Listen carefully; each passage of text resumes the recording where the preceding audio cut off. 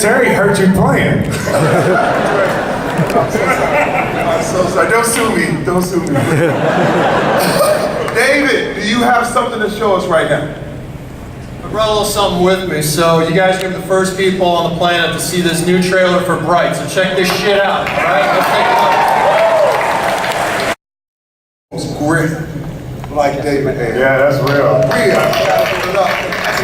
Jan, please tell us about the storyline to Bright.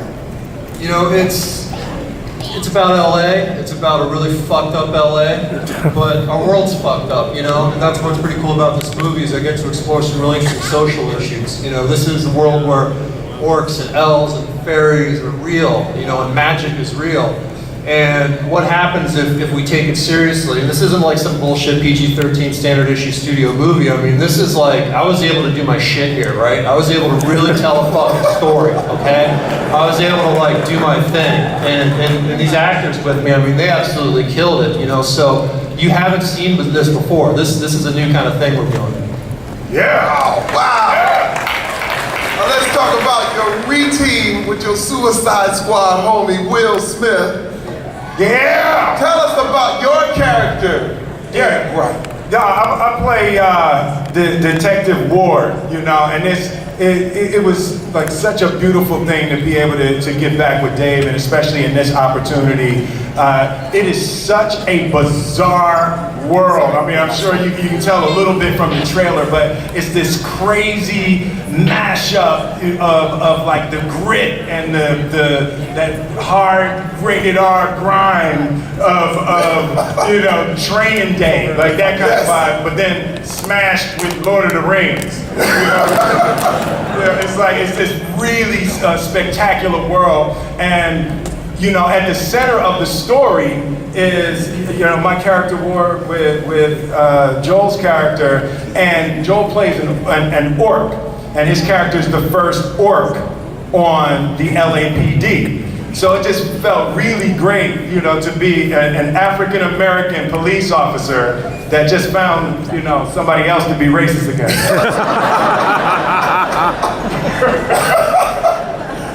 You know, I just don't, you never get to be on that side of racism when you're black. It's like, look, man, I don't want no orcs in my car. But no, it's great to have this size of a spectacular world, but then to really narrow the story down to something really simple and human as a foolish prejudice. You know, it was really beautiful. Now, Joel, give it up. Joel, I am a major fan of you. I mean, from warrior to loving. I mean, you have this ability. Yeah. He has this tremendous ability to just really encapsulate a character. Please tell us about your character here in Bright. Well, the great thing about transforming for this character is when someone puts a couch on your face. Yeah. Which is what I call my makeup because it's made of foam. It's impossible not to transform. I read the script and I was so in love with a character who, you know, I love Lord of the Rings. The idea of playing an orc who is trying desperately to be as much like a human being as possible. A conservative human being who almost does not understand irony, wit, or any kind of humor, which Will brings in spades, and I think it brings... These spades, it's racist. Spades, it's racist. That's racist. It's everywhere. It sneaks up on us everywhere, folks. We have a deeply racist dynamic back and forth. The idea that I'm playing a guy who just really wants to be liked and yet looks like a monster. I gotta tell you though, driving around downtown LA in a car with the windows open and no lockdown streets, and I'm looking like I look in the movie. The power of Will Smith.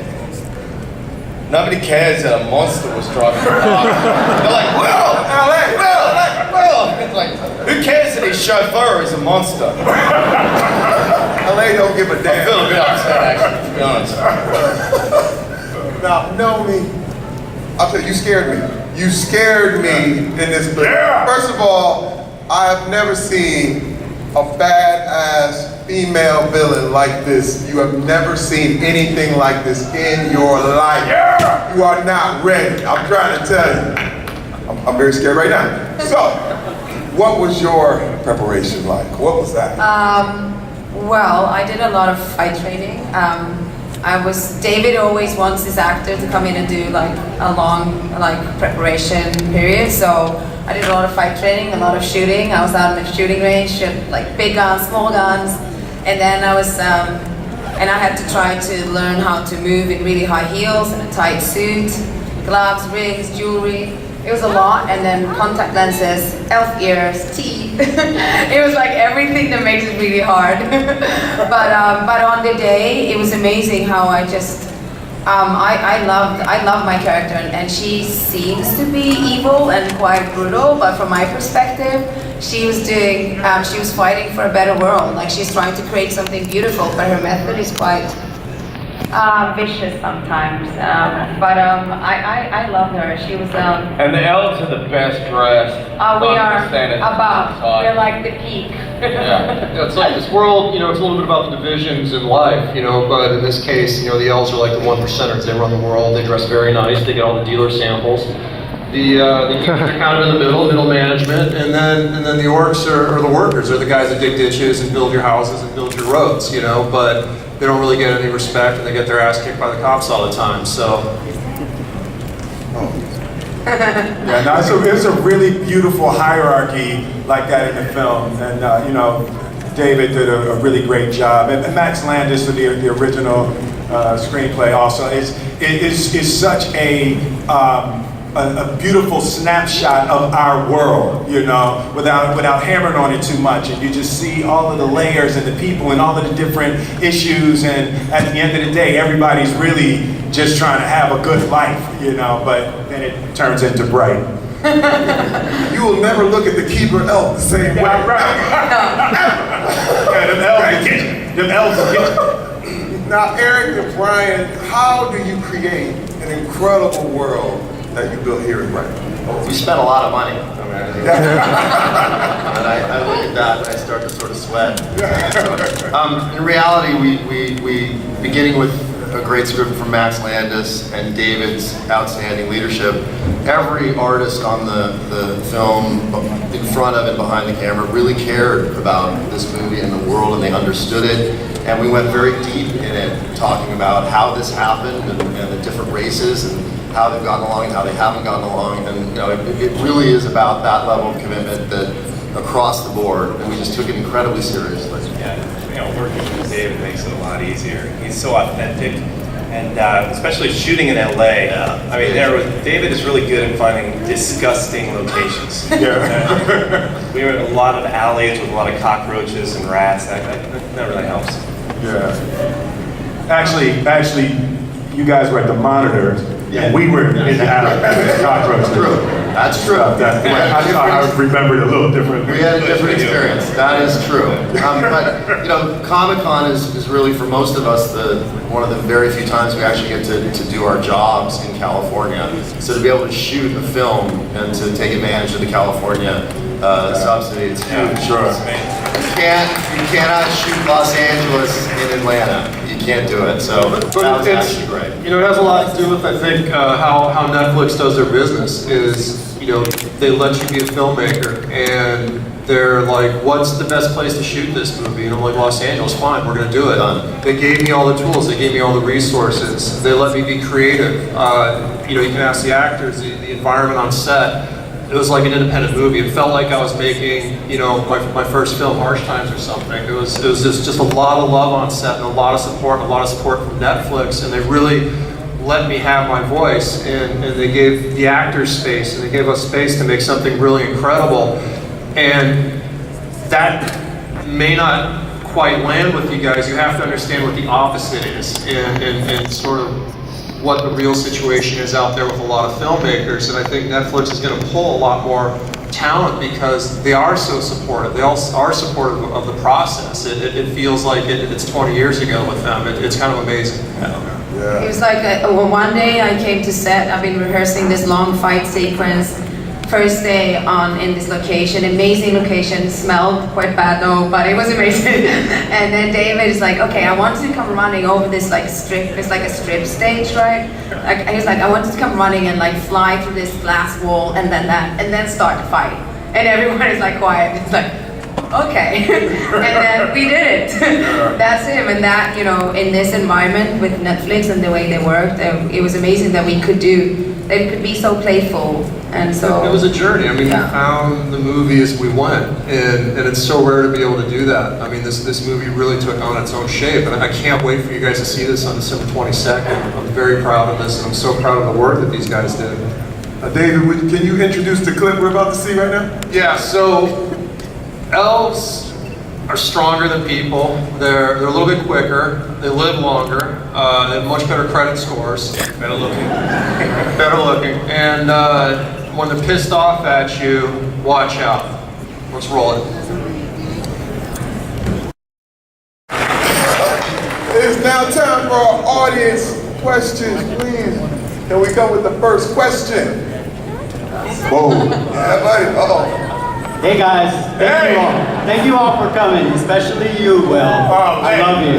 Absolute pleasure, man. Big fan of all you guys. The question is for David. Huge fan of your work. I just was wondering, usually you work in a more grounded, real world setting, and I was just wondering, working in the world of fantasy, if you felt like it was more challenging or liberating adapting the social commentaries in this film of like togetherness and living together. You know, it was an interesting process because what's different about this movie is it takes itself seriously. You know, the characters in the movie, yeah, it's like there's elves, orcs, and all that. They still have to pay their bills. They still want to be happy. They still get married. They still have kids. Everybody's still leading their lives. But there are the social issues. There is a stratification. There is limited mobility. And how do you deal with that? And it's a fantastic way to look at those issues today without, you know, beating people over the head with it, because sadly some people just don't want to hear it. You know, they don't want to know what's going out there in the world. You know, and this is a world of walls. It's a world of segregation. And unfortunately, hey man, you know, we're living it right now, so what the fuck? Hey, wait, hold on, before we go to the next. This is Lucy Fry's first Comic-Con, and you know, it's her first movie and first talk show, and you know, Hall H, you know, she knows all Hall H is like the big one, so she was terrified. So I just wanted to personally just introduce you all to Lucy Fry. Let's give her some love and some support. Yeah.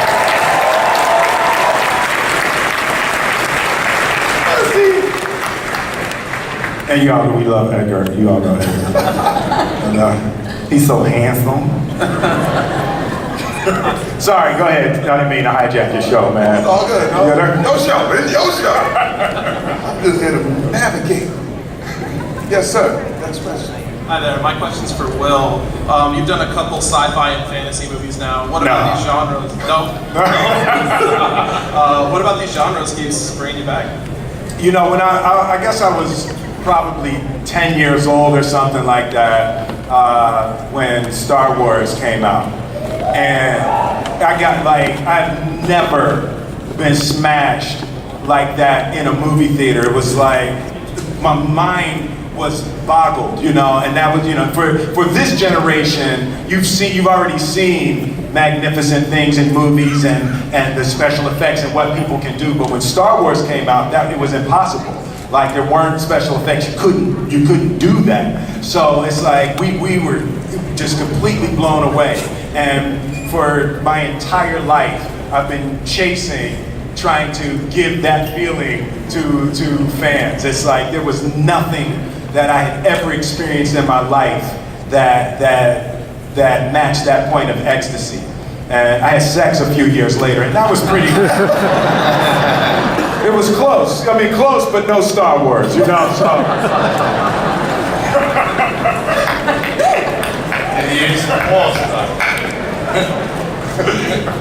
Next question. Hey, I just want to say, Will, what's up, man? Hey, man, what's up? How you doing? Good. First off, I love you, Suicide Squad. Thank you. And my question is for you, is this your first Netflix movie? Yes. This is my first Netflix movie. The first. It's really interesting to be at the forefront of whatever this new way to consume entertainment is going to be. I know there's been a big debate about that, but I mean, I am extremely excited to see where this thing goes. You know, there's been a lot of debate about it, but I have a 16-year-old, a 19-year-old, and a 25-year-old at home, and the films they go to the theater to see and the films they watch on Netflix don't necessarily cross. They go to the movies every weekend and they watch films at home during the week. So I don't know how it's going to be played out, but I'm really excited to see how it goes. How many of you out here have Netflix? How many of your subscribers? Let me hear it. I think there's like 2 dudes out there, so just give them like your passcode or something. All right. Give me a login. Hey, what's up again, Terry? What's up again? What up? Hey, everybody, love all of you. Everybody's just showing all the love to Will, but it's Will, that's why. But my question is... It's the ears. You look cute. Yeah, like the people love the ears. Why not? My question is for you, like, kind of correlates what you were just talking about. What is the difference between shooting like a Netflix film versus like a big like Paramount picture or something? Right. Well, there's no difference in the shooting other than the process that like David was saying at Netflix. I'm sure this will end soon, but they like give you money and let you go make the movie you want to make. So it's like that's fantastic. But you know what? There is a difference between seeing a movie in the theater and seeing it on Netflix. So it is a different thing, but it's a different thing the way it was a different thing, in the early days of film when you were on stage and there were stage plays, and then you went from stage plays to filmed entertainment. So so it's definitely a difference, but there's a different medium. The thing I can say is when I was on the Fresh Prince of Bel-Air, and it's really funny because most of you weren't born when that show happened. You were. So Lucy had never seen it. Lucy had never seen the Prince. No, she had seen every episode now. I introduced her, but she was like, she's from Australia too, though. So, but anyway, so I was on the Fresh Prince, and it was great. People would see me on the street, and they would say, Will, hey, Will, hey, Will. And then Independence Day came out. And that Monday, after Independence Day came out, was the first day anybody ever referred to me as Mr. Smith, right? So there's something about that big screen that does something in people's minds that is different. There is definitely a difference, but I don't think that it's a competitive difference. It's a difference that will flow and harmonize and actually expand the fans' ability to enjoy filmed entertainment. I agree. Next question. Hey guys, my name's Keon, and my question's directed for David, no pun intended. So David, what's been your favorite part about working with Will? I mean, you're seeing it right now. He's a good dude. We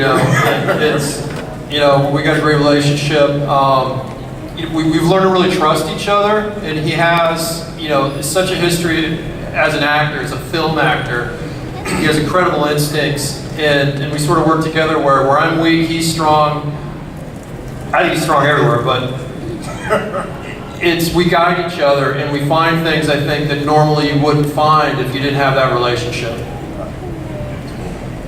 Yeah, trust is a big part in the actor-director relationship, you know, because, you know, David asks you to do weird shit sometimes. I've been there. Yeah, like, Yeah, right? you want me to do what? He's like, come on, man, I got kids, you know. But you know, you definitely knew me. Yeah, you know about that. I know. This one day, this really speaks for what a great man he is. One day, he was off camera for I think 8 or 9 hours.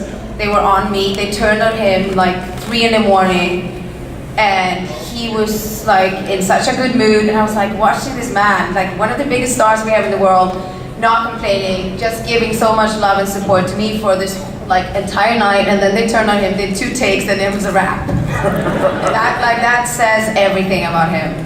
Edgar, what was your experience working with David? Well, David, first of all, I'm very happy to be here. It's my first Comic-Con as well.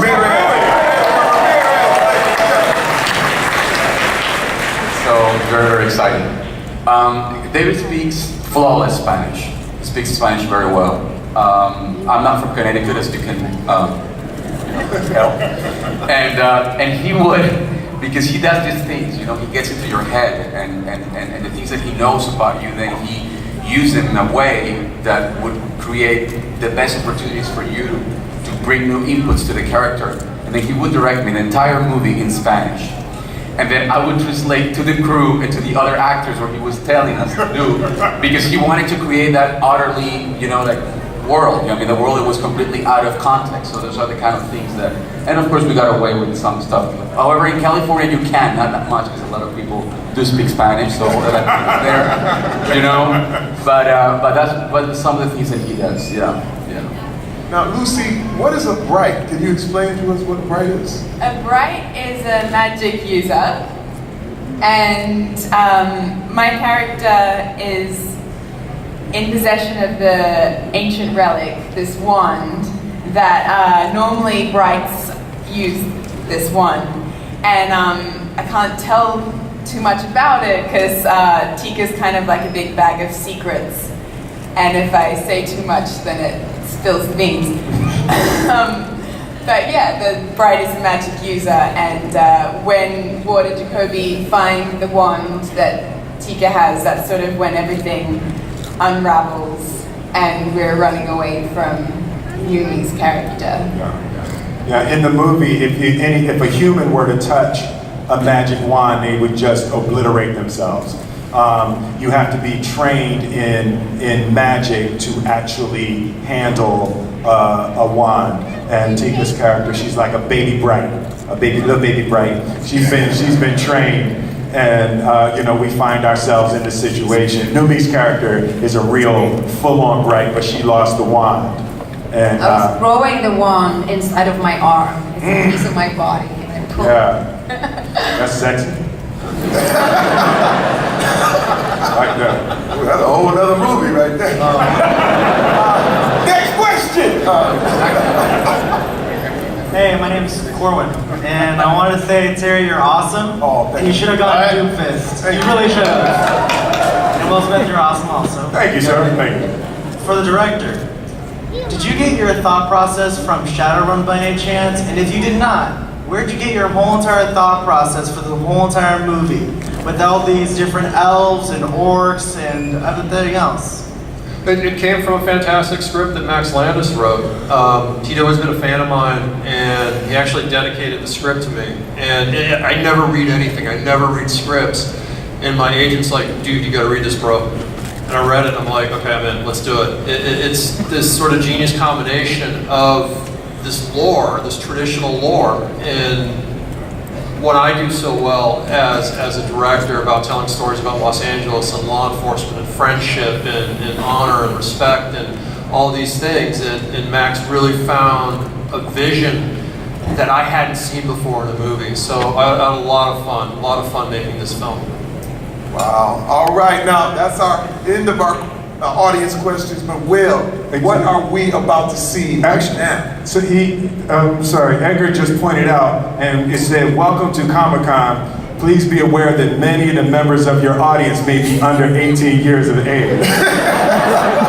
the whole world situation was Yes. getting out of control. Yes, I'd like to apologize to any of the parents in the audience. I didn't read that till just now, so I was just